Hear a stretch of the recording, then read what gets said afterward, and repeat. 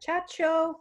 And thank you for supporting us, for being present, for believing in what we do, and for enjoying opera with us. So today we're going to talk about American operas, a challenging subject. So I just wanted to frame it a little bit, frame the subject matter. So what I want to say is that, so after Second World War II, the scene in music was a lot about atonalism. Like they were going far away from tonality, from what we call tonality in music. So that means that kind of like the harmonies that have a center and you feel grounded, those were kind of disappearing. And so like in the 1960s, 70s, there was all this movement, especially in France, with this man called Pierre Boulez. And there were these composers, you know, like Morton Feldman and Stockhausen, and these composers that were really conceptual. Penderecki. Yeah, Penderecki, Lutosławski, you know. And I think that was going on in Europe, but in America, we had another set of discoveries and values in music, I would say. It was like truly like the first time that we acquired a voice, a strong voice. I'm not only talking about North America, but North America and Latin America, the continent. So we have composers as Copland, and in the case of Mexico, you have Carlos Chavez, Revueltas, and you have Millau in South America, and you have Ginastera, and you have all these composers discovering their rhythms and their music and their colors. Okay, so going back to opera, kind of like contemporary composers of those years, especially European composers, were like, you know, opera, you know, that's too tonal, it's too melodic, forget it, we don't want that. But there was one composer, which was Benjamin Britten, that he did believe in opera and in melody. So I think the composers that we're gonna talk about today kind of were influenced by the guidance of Benjamin Britten. That's my take, Nick, personal take on this. So it's important to know that all these composers that we're going to present today were studying with teachers that were atonal teachers. I will put the example of Daniel Catan because it's my fastest way of thinking. And he was studying with the student of Arnold Schoenberg, Milton Babbitt. I mean, atonal. And that's the case with all of them. I can see in their bios that I studied this week, all of them had that. But I think these composers really started to look at their American roots and music.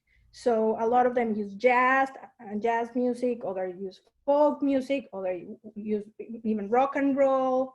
And we will talk one by one the style of each composer. So that's my frame. Yeah, and it's a very good frame. And the fact is, all of these composers, well, at least most of them, were students in the academy, right? Yeah. And in the academy, the only teachers were the mostly men who were teaching atonal and 12-tone technique. Yeah. And so a lot of these composers going through that and then leaving the academy and going, this is not the way I want to go. I want to go in this direction. I want to go in that direction. And so you do have different composers using different styles and different techniques. I think the thing that will really astonish you, I think, by what we're about to survey for you is the incredible rainbow of styles and sounds and approaches that you have in American opera. They are as distinctive as each composer. Each composer has something new to bring to the table. And that's what I think is really exciting about American opera. Yes, generally it's more tonal. Yeah. It's going back to a sense of tonality. but there's still spikiness and experiment and sort of trying to break the boundaries. So I think a perfect example is Philip Glass, whose music now is kind of a cliche minimalism. And I've got a very short little piano piece. I'm just going to play a little bit of it to give you an idea, and you will recognize it as Philip Glass immediately.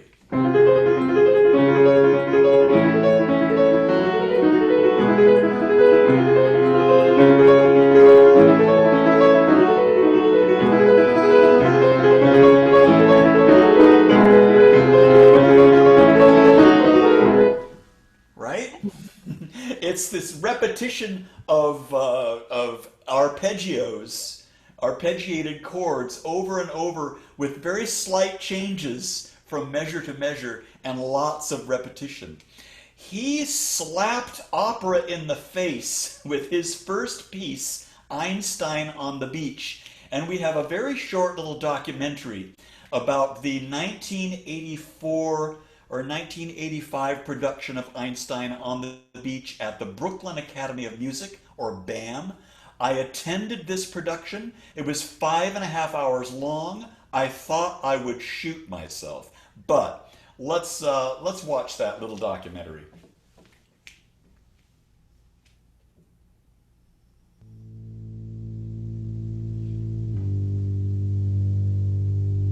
Four,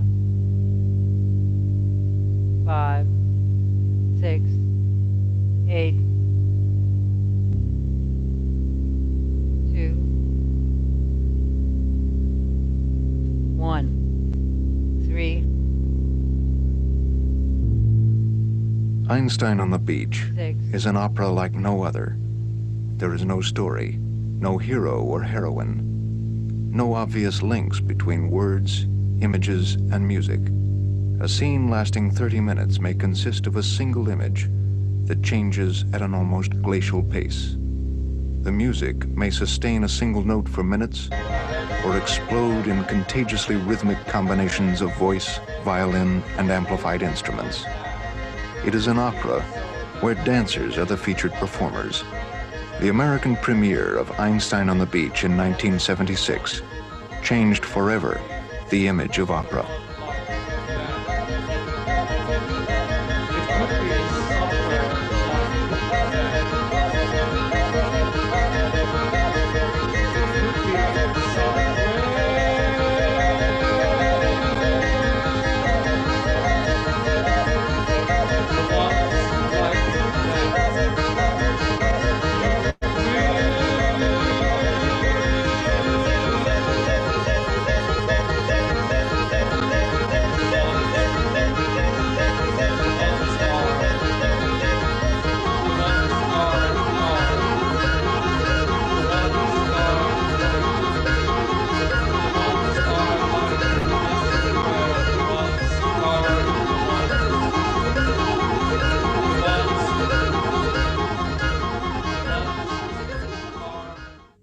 That was one long sequence of A flat major.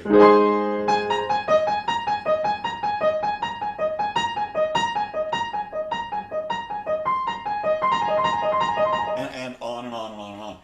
Now, so it's ultra tonal. It could not be further distant from a 12-tone technique. It is the most tonal music. But it's using tonality in a very new way. Now, he developed quite a bit also in 1984. Einstein on the Beach premiered back in the late 60s, I think. In 1984, Akhenaten, his opera that just had a spectacular production in LA, then in London, and then at the Met. And hopefully you had an opportunity to see it, is light years beyond Einstein on the Beach. And here's a short excerpt from it. I actually was lucky enough to be living in New York at the time and went to the New York premiere of Akhenaten, and I loved it. Whereas maybe a few weeks before I'd gone to Einstein and thought I would die. But let's watch this brief excerpt from Akhenaten. This is the scene of the funeral of Pharaoh Amenhotep III.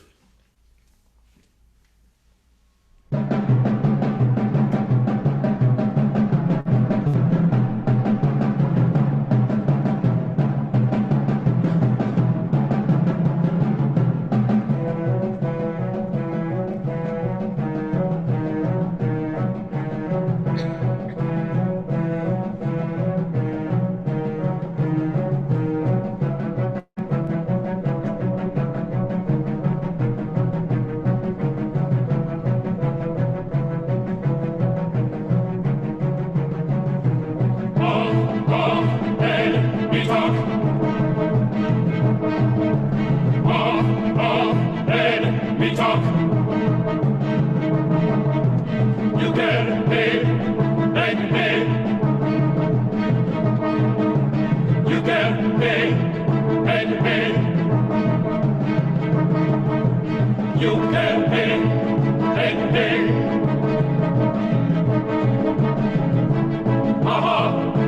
Hey, hey.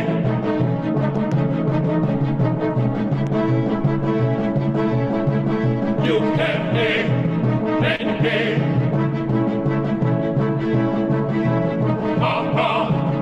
Hey, hey. Off, and it's off.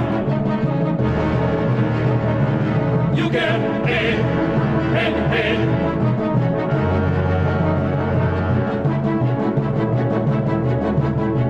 Off, and we talk.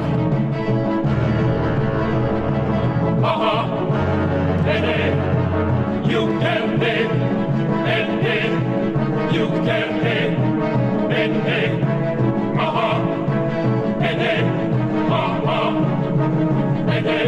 You get paid, paid, paid. You get paid, paid, paid. Hey, hey. Hey, hey. And we talk. And we talk. You get paid, paid, paid. Hey, hey. And we talk. And we talk. You get paid, paid, paid. Hey, hey. Now that, I hope you'll agree, is much more interesting, mostly because of the instrumental color and the rhythm, but again, it's only a play on 3 notes.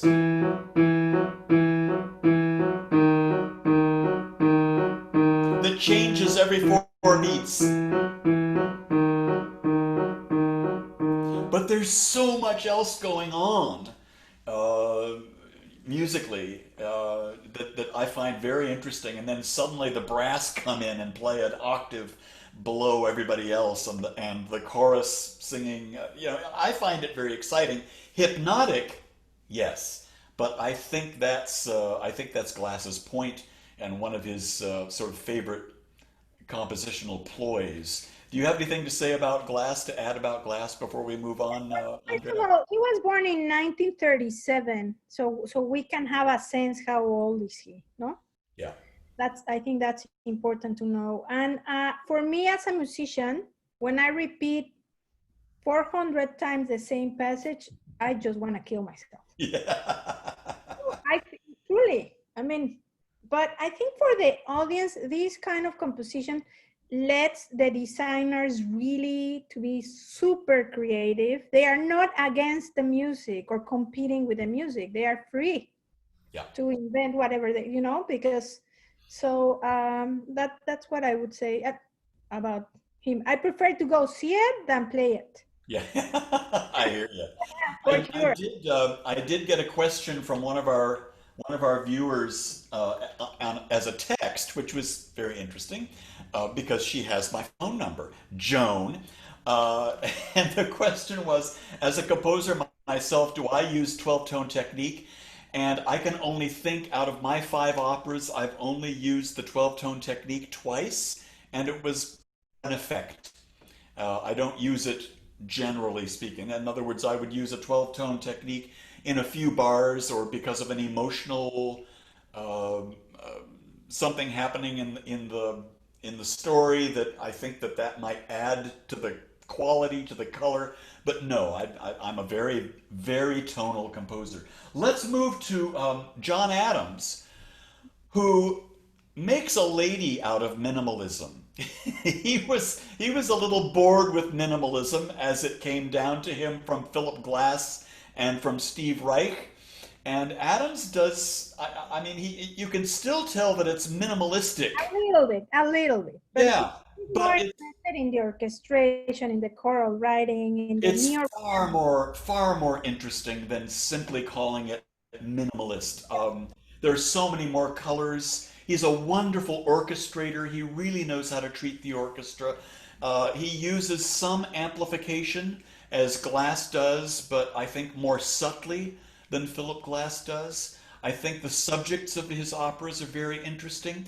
Here is, for instance, the opera that we produced, Nixon in China, and he actually gives Richard Nixon an entrance aria, and it's one of the most fascinating entrance arias in all opera history because it is minimalistic, and it's Nixon sort of, getting off the plane in Beijing and saying, news, news, news, news, news. This is great news. Look at this wonderful thing that's happening. And luckily we've got subtitles in this little excerpt from the Metropolitan Opera's production of it with James Maddalena in the title role, who actually premiered the work, 20 years before.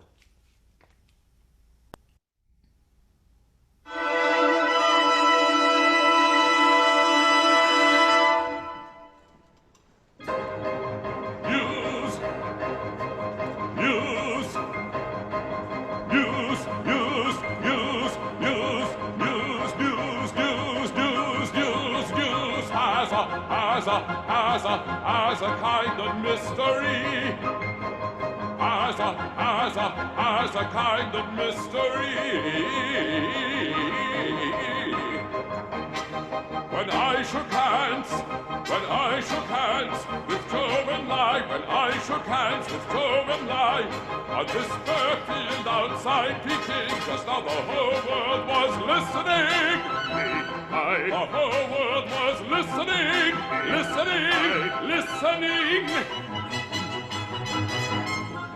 And though we spoke quietly, and though we spoke quietly,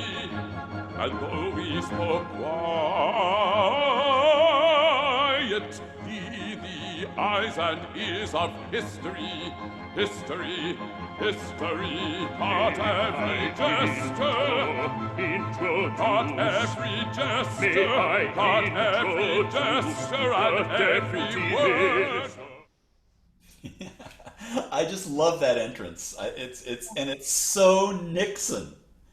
And Adams is on record as saying that he wanted to get the cadence of Nixon's speaking, his language, and that everything is overblown, everything is bigger and biggest, and he gets it. He gets Nixon's personality, I think, through a minimalist approach by lots of repetition, news.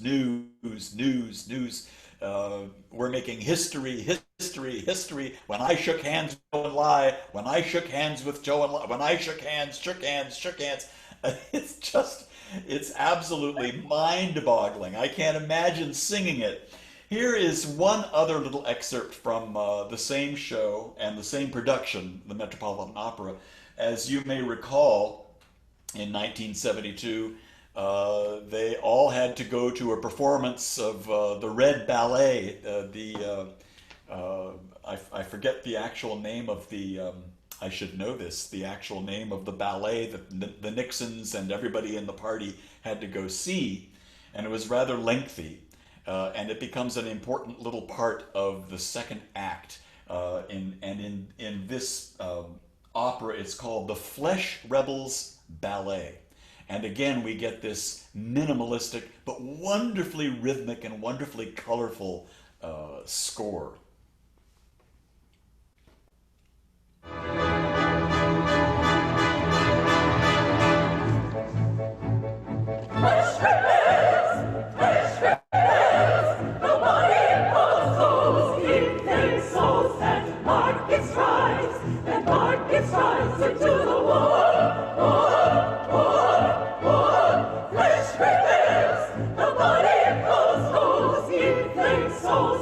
Markets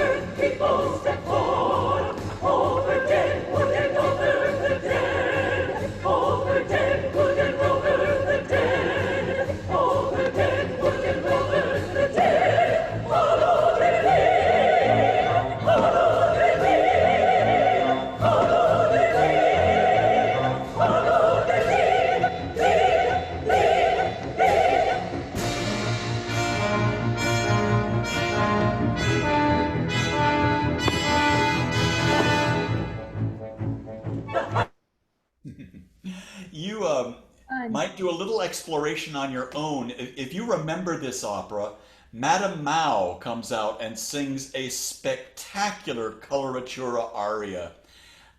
Kathleen Kim was our Madame Mao, and she is the Madame Mao in this Metropolitan Opera production.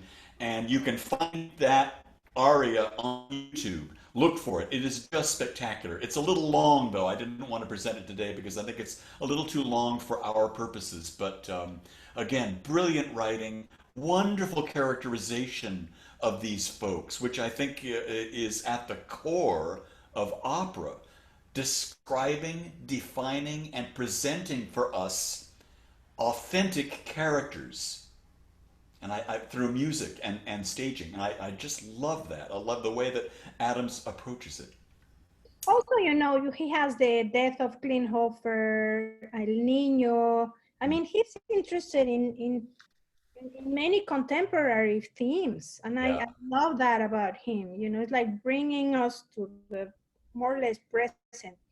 I mean, maybe 20 years ago, 10 years ago of the story, but I think that's very important in this, in all of these composers, I would say. Absolutely. Yeah. Yeah, the subjects need to be relevant to the audience.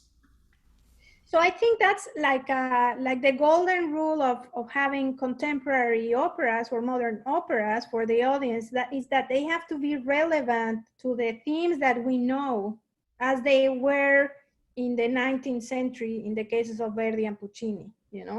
For us, we need to talk about things that happen in our time. Yeah. I mean, for us, for the composers. Anyway, so now I'm going to talk about Daniel Catan, my former deceased husband. And so he was concerned about bringing the Latin American stories to America. And America opened the doors and their arms to him and his composing. Here in San Diego. San Diego, he started, and then commissioned with 2 commissions of Houston Grand Opera, so on. But he had that concern. So that's why you see in his operas the themes of Latin America and of big Nobel prizes. I would say that all of his operas have that in common. Also very invested and worried about love. That was a pillar in his love, and it's shown in this opera. So we will start with a little kind of potpourri, like different excerpts of Il Postino. It was his last opera that he saw, not his last opera. His last opera was Meet John Doe, his first opera in English, unfinished, but we finished it with some composers. That's another whole story. But we're going to see the LA Opera production of Il Postino. We will start with a love duet between the young characters. And then you will see like a little scene of tango, because he wanted to put that on stage. So here we are.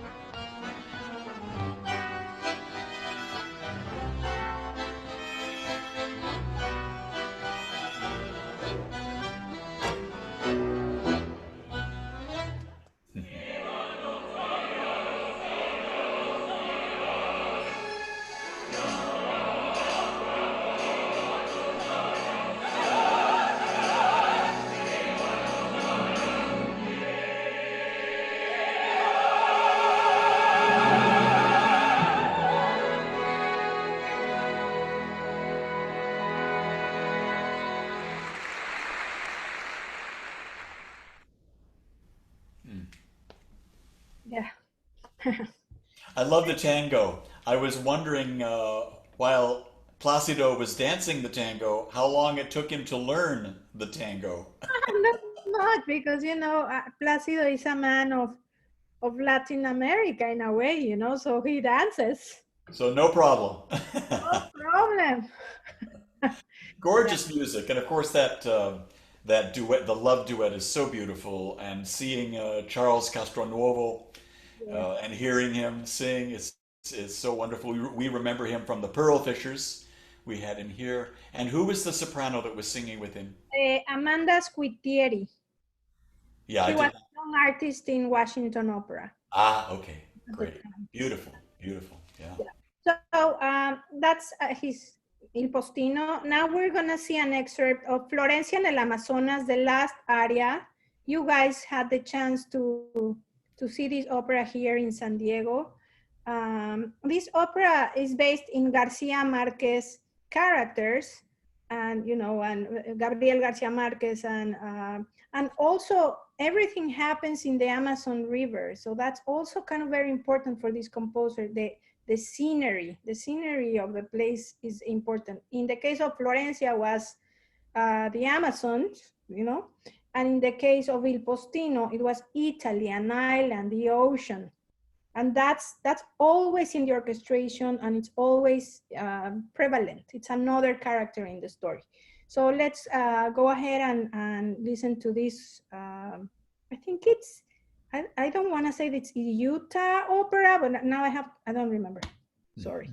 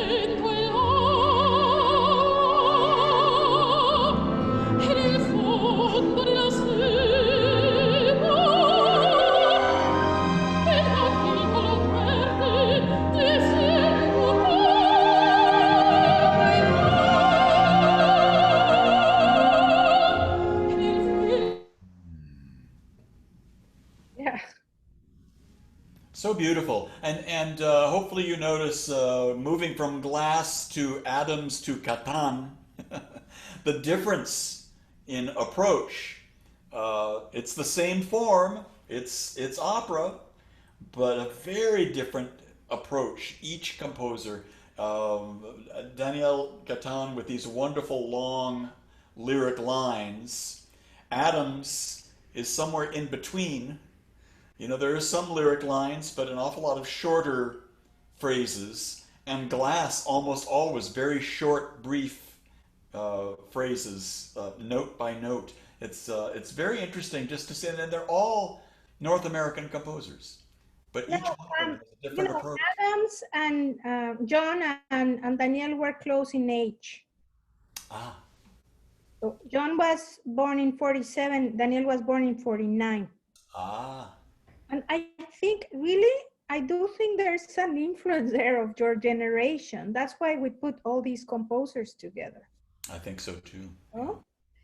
Anyway, so next we have Tobias Picker. And actually, my first encounter with Tobias was in San Diego Opera when we came with Daniel to see his, was it a Dolores? Thérèse Raquin. Thérèse Raquin. Teresa Racan, yeah. And I find that this composer is very invested in opera, big lines also. He's very concerned about the structure of the piece. We're gonna see, listen to very different excerpts. One is from Amazing Mr. Fox, and the other one is Emmeline. You say Emmeline or Emmeline? Emmeline. Mm-hmm. Yeah, with Patricia Rasset. So let's go into Tobias' world.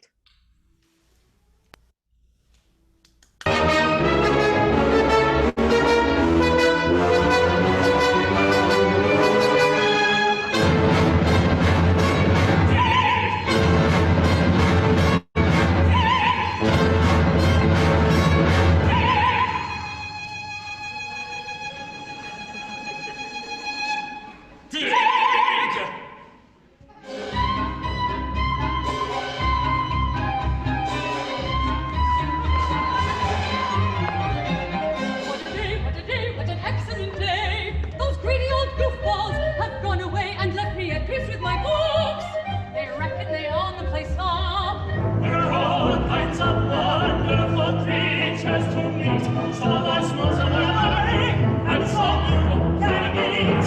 Like an earthworm, A toad or a slug, a quiz may go gray and a prickle fall out. We'll go on together always, snout to snout. so here's to my husband, fantastic Mr. Fox. To Mr. Fox!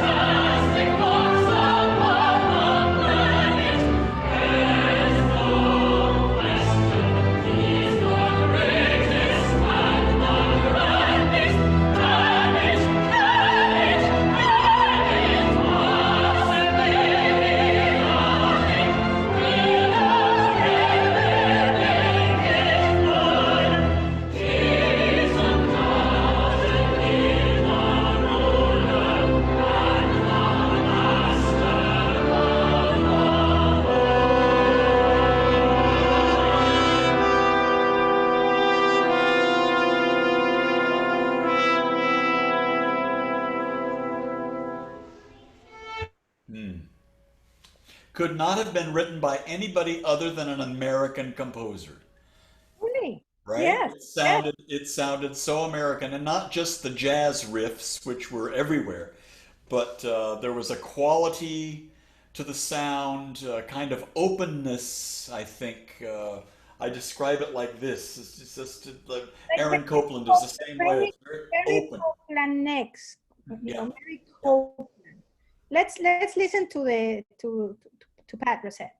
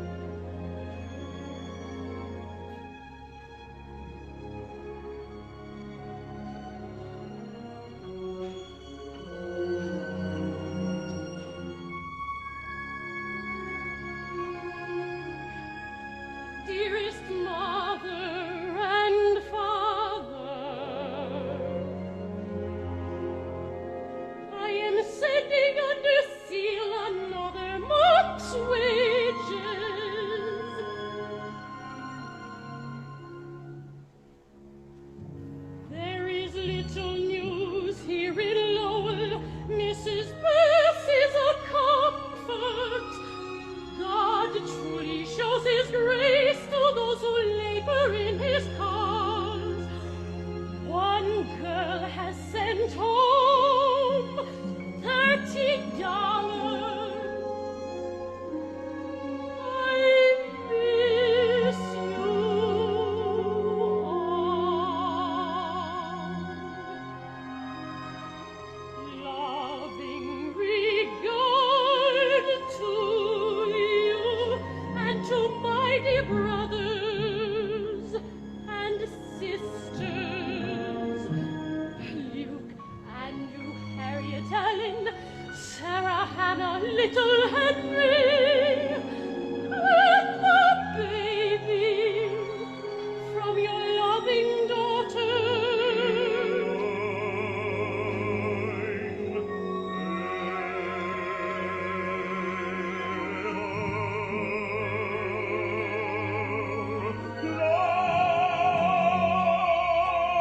Is there almost every night? His voice almost sounds like the night out there, like a great machine weaving the dark near to far, grinding the dead to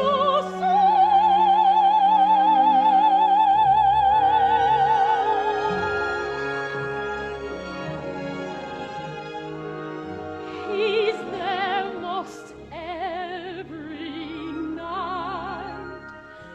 He's out there in the dark, like a light, like a fire there in the dark. How can I answer the dark? Why am I not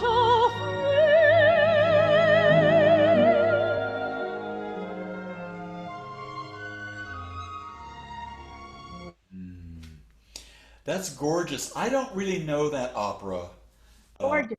at all. It's just beautiful. Yeah. Thérèse Raquin was not like that. Much more acerbic piece, thorny, difficult. Of course, it's a thorny, difficult story, Thérèse Raquin. So I think the music fits the story very, very well and the characters. But Emmeline, that just from that excerpt, I want to hear the rest of it. That's beautiful. Beautiful.